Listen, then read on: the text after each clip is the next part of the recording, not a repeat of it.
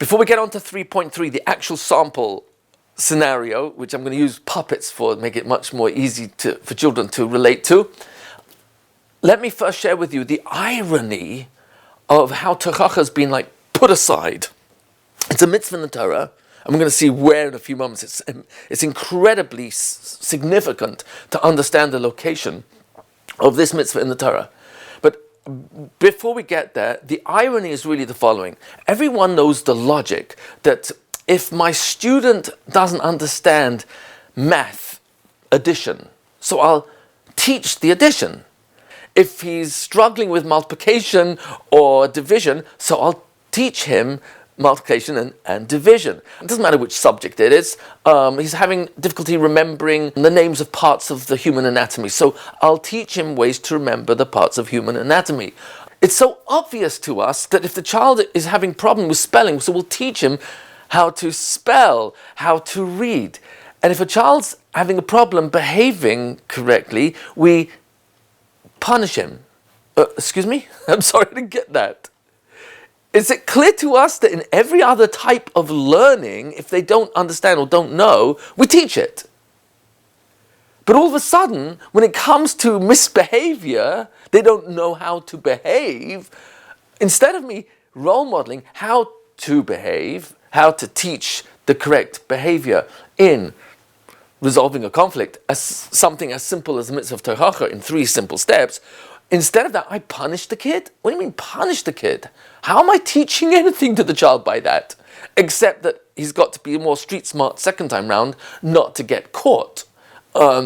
Or now he's going to be really resentful because instead of me trying to understand what's behind the crying, Shimon, who could start saying, well, he tore up my paper, that's why I called him dumb. And so instead of me helping them resolve this themselves with the 3 steps, I punish Shimon. And now Reuven kind of gets off scot-free or gets less of a punishment. And so Shimon feels unjust. Reuven's angry they got any punishment. And Shimon's angry because I didn't even start this. It's because he tore my paper up. While Reuven is angry because he wasn't accepted in recess and a team. And it just goes on and on and on. And we just want to cut it short right after 2 generations, because that's where the conflict is, the immediate sichsuch, and get them to recognize, I didn't handle this right. Because I should have asked, why did you tear my paper? Why did you call me dumb?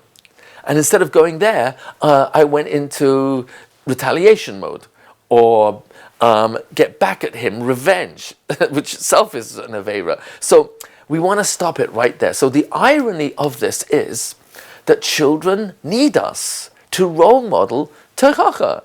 They need us to role model how to behave when things go wrong.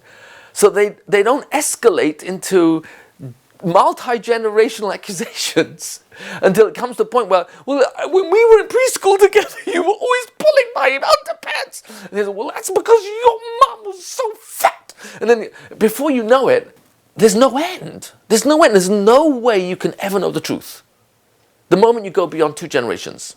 And even within the 2 generations, it's not your business to adjudicate justice. Your business is to help them recognize where they went wrong and apologize, and give each other apology, accept apology, forgive, shake hands, hug if appropriate, bounce back into life.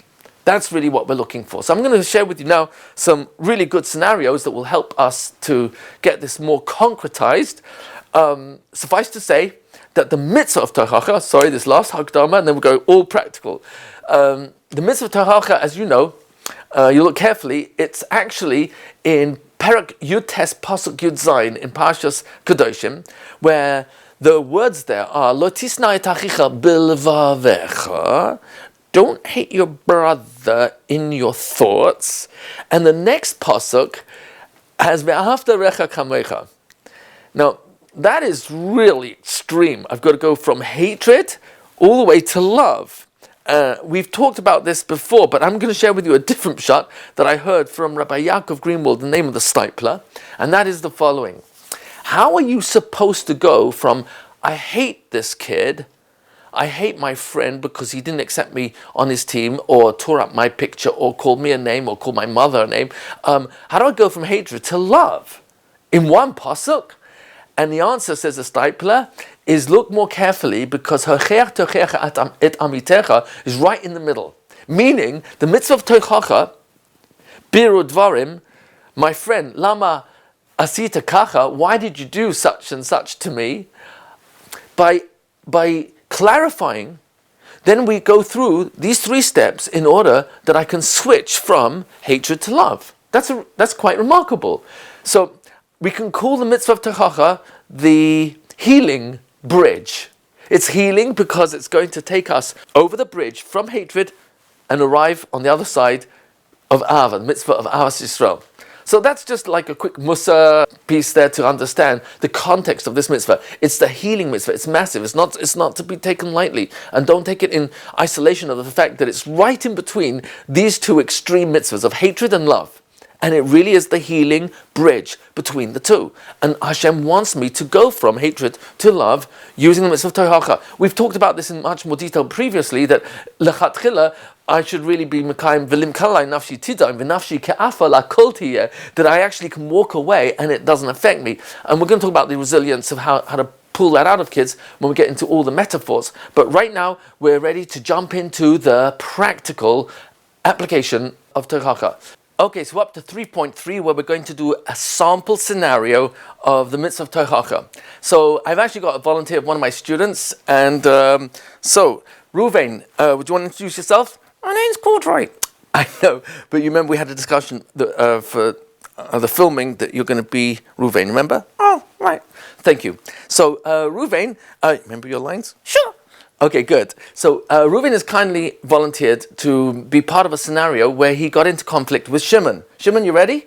My name's Paddington. I know Paddington, but remember we agreed that you're going to be called Shimon? Yeah, I'm Paddy for short. Okay. So this is Paddington Bear, but he's agreed to be called Shimon for this morning's conflict resolution. Is that right? Oh, right. Well, you said it was a mitzvah tochacha. Oh, right. I forgot. You're right. Yeah. We're talking about the mitzvah of tochacha. Okay, so step 1. Collect information. Rabbi! Reuven, what's the matter? Shimon called me a name. Oh dear. He said I'm dumb. Oh, I'm so sorry. Did you ask him why he said that? No, just he called me dumb. Shimon. Yeah, Rabbi? Reuven says that you called him dumb. Is that true? Yeah, that's because he tore up my picture and I worked very hard on it. No, that's because you didn't let me play in recess. Here's where they're already going to the 3rd generation of accusations, and I'm going to steer them back to the 2nd step. Shimon, what? So did you do the right thing to call him dumb? No, but he tore up my paper. Right. But did you do the right thing to call him dumb? No, but he tore up my paper. So you can see that Shimon's not ready yet to really pay attention to the way he handled it. So maybe he needs a bit more empathy from me, or maybe I need to give him a bit more time. And you must have worked very hard on that picture. I did. I spent a long time on it. More than 5 minutes. Okay. So Shimon, help us understand. Did you do the right thing to call him dumb? No. So if you do the wrong thing, what should you do? Let's say sorry. Okay, very good. Reuven. What? Did you do the right thing to tear up Shimon's paper? No, but he didn't let me play in recess on his team. I know, but did you do the right thing to tear up his picture? He said he worked very hard on it. No. Okay, so if you do the wrong thing, what should you do? I should say sorry. So, are you ready to say sorry to Shimon? Sorry, Shimon. I'm sorry I tore up your picture. Reuven, do you accept... Sorry, Shimon, do you accept Reuven's apology? Yeah, I forgive you. Thank you. And Shimon, do you want to say anything to Reuven? I'm sorry, Reuven, that I called you dumb. I shouldn't have done that. Reuven, do you forgive Shimon? Yeah. Okay, ready to shake hands? Okay, you're hugging as well? Okay, what are you going to do now? Could you help me with my picture? Yeah. Okay, good. So you go and help each other with the picture. So I'm just making that up, of course, but the idea is just keep focused, that even though they're going to get distracted between, yes, but, I did, but that's because, and then it's try and flow into another generation of accusation, keep coming back to, did you do the right thing? They know the answer. And if you play out this scenario a few times in like circle time, so that the children learn, oh, this is a tool that the Rebbe is kind of making almost like the rule, the protocol, the way we handle conflict in the classroom. So the children are being taught how to behave and how to respond when behavior is not appropriate or not good. So we're going to play out a few examples of that so that you get this really clear, where the reason I'm using puppets, well, these aren't puppets, these are two bears, but you can use puppets. You could take brown bags, the paper bags, and turn those into puppets. If you know how, it's not that complicated. Stick your hand inside a bag, stick two fingers out so that you've got two arms, and you paint a face on the front of the bag, and do that for two different faces, two different bags. And then you'll play this out a few times in the classroom until the children themselves know how to do this themselves. And then have them actually role model together going through these three steps. You can give them a list of different accusations. So for example, Ruvain comes along, Rebbe! Yes, Ruvain, what's the matter? Shimon said I'm fat. He said, you're fat? Yes. Did you ask him why? No. Do you want to ask him why? Shimon! What? Why did you say I'm fat?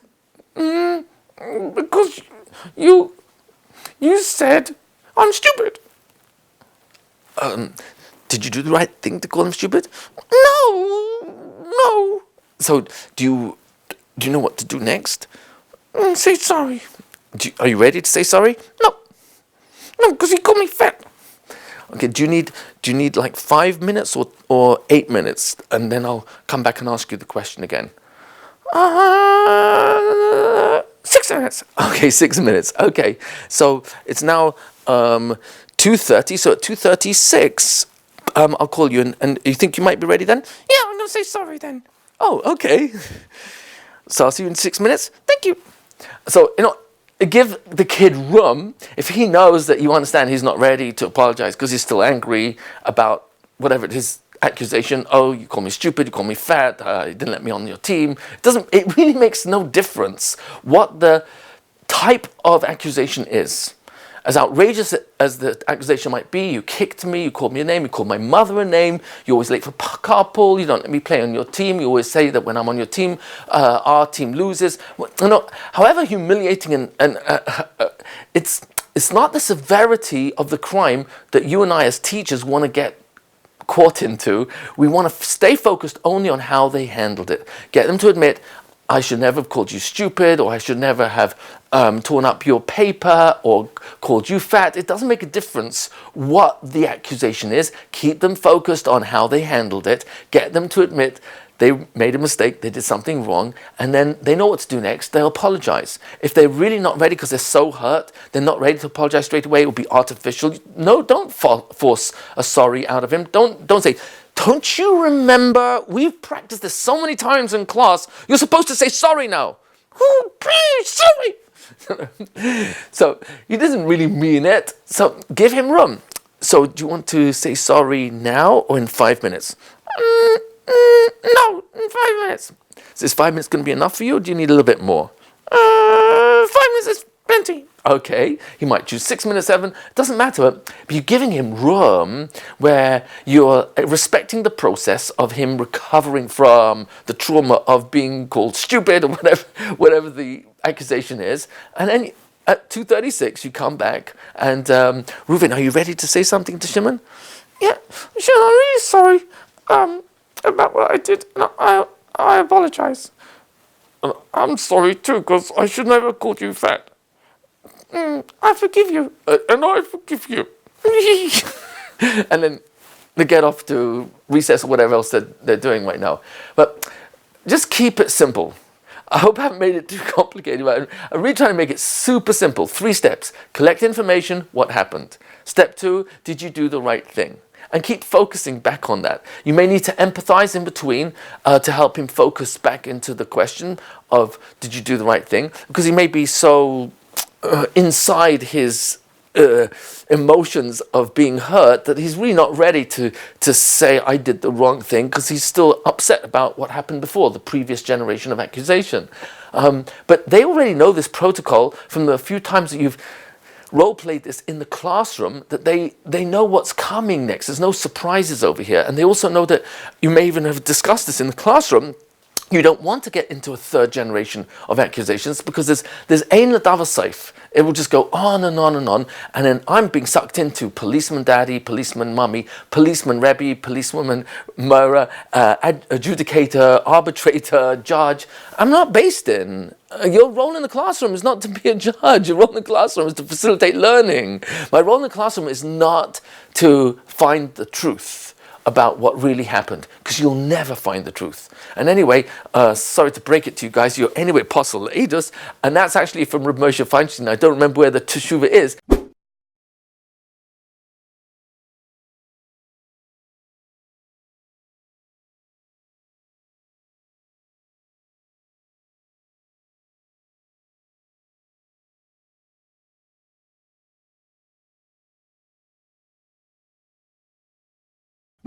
But he talks about you can't accept the lashon hara or the edus of a child against another child, and based on that, you are not allowed to punish the child, because you can't accept their edus.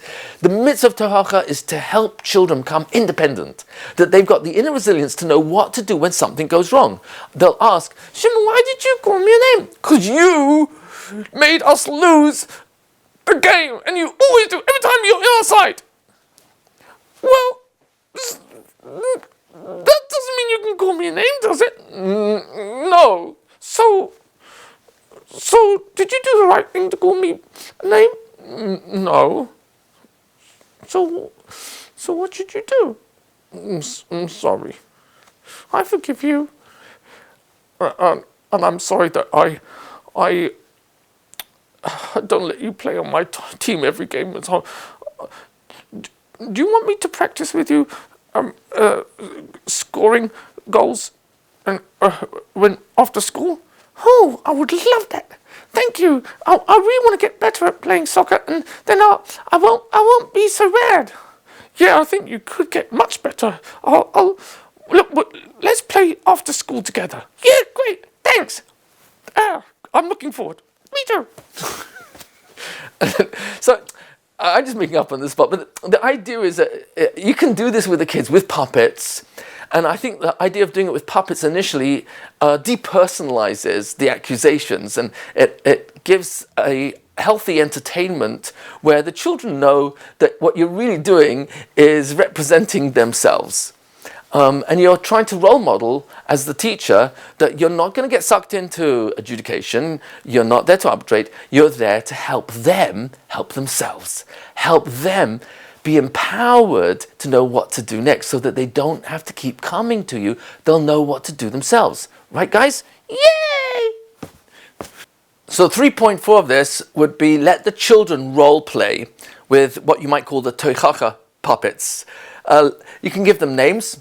So you could even have a ritual, and this you can discuss with the children. Would you like us to have these puppets in the classroom? And then when you have a problem with one of the kids in the class, you pick up the two puppets and you say your name, as in this puppet, and you give the other puppet to your friend Chaim, Moshe, whatever his name is, and that's an invitation. And Chaim over here knows that Shimon, let's say, really wants to speak to him about something that is bothering him. And then they go through these 3 steps together. Chaim, what, Shimon? Why did you push me out of my seat on the school bus this morning? Because I wanted to sit next to the window. What? Why did you push me out of the seat? I just said because I wanted to sit next to the window. Rebbe, what do I do next? So, do you want to ask him if there's anything he thinks that was wrong with pushing? What else could he have done? Do you think there's something wrong with pushing me? Well, I shouldn't have pushed you, I suppose. Well, what could you have done instead? I could have asked you if you mind if I sit next to the window. Yeah, I don't mind. Oh, okay. So what do you think you should do? I should ask you. Yeah, but this morning you pushed me. So what do you think you should do? I should... oh, I see. I should say sorry. Yeah? Oh, sorry. I forgive you, Chaim. Thank you. And I forgive you. But I didn't do anything wrong. Oh, I forgot. Right. I'm sorry. I pushed you out your seat. I know, I forgive you. Okay, so tomorrow, can I sit next to the window? Sure. Can I sit next to you? Yeah, thank you. I'd like that.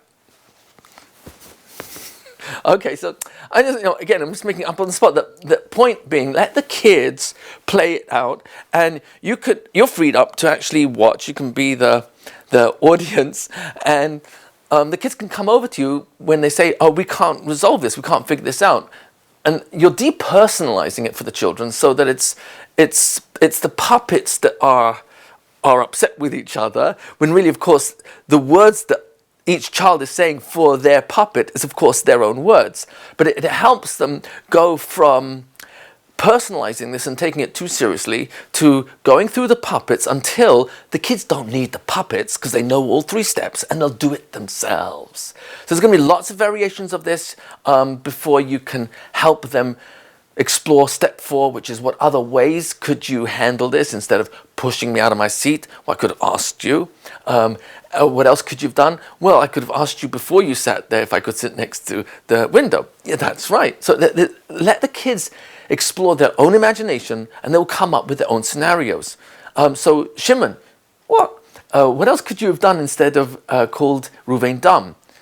Well, I could have asked him, why did he tear up my paper? Oh, that's a good idea. What else could you have done? I could have just ignored it and then drew another picture. That's interesting. Very good. Any other suggestions? Yeah, I think what I could have done, I could have written a note to Ruvain saying, I think I know why you tore up my picture. It's because I called you dumb and I'm sorry. And let's make shalom.